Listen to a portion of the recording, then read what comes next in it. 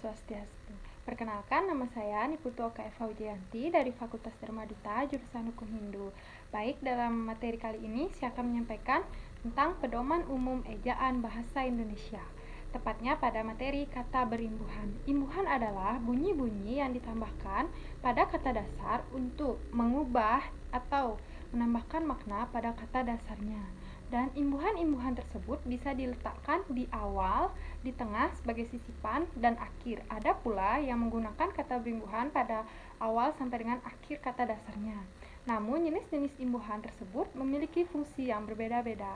Sebagai berikut. Pertama, membentuk kata benda, yakni pen, pe, per, ke, isme, pe, peran, kean, contohnya pelaut, penyapu, wartawan.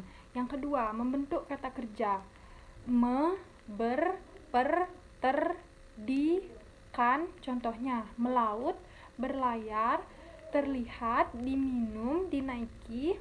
Yang ketiga, membentuk kata sifat, i, wi, lah, dan is, contohnya manusiawi, ilmiah, agamis.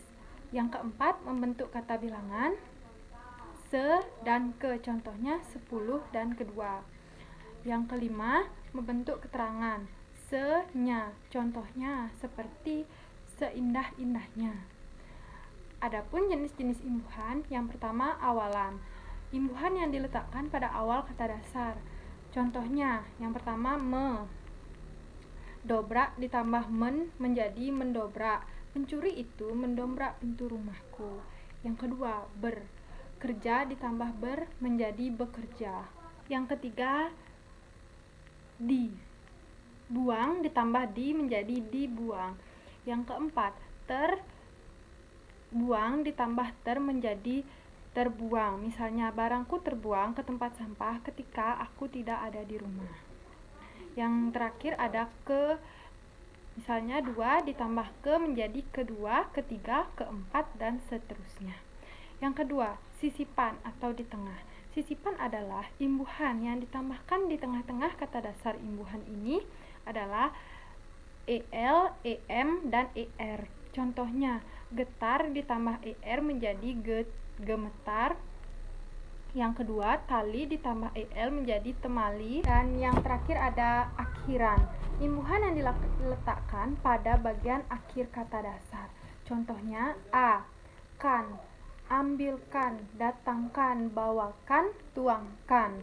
Terus yang kedua ada an.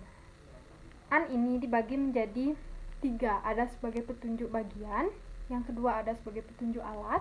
Yang ketiga ada sebagai petunjuk tempat. Dan contohnya saya sudah paparkan. Yang terakhir ada pun. Ada contohnya aku pun, mereka pun, kami pun. Dan yang keempat ada awalan sampai dengan akhiran. Diletakkan pada bagian awal dan akhir kata dasar. Contohnya, yang pertama ada me, kan, membanggakan, membangunkan. Yang kedua ada pean, pengampunan dan pengasingan. Dan yang terakhir ada senya, sepandainya, pandainya, dan sebaik-baiknya. Baik, sekian materi yang dapat saya sampaikan.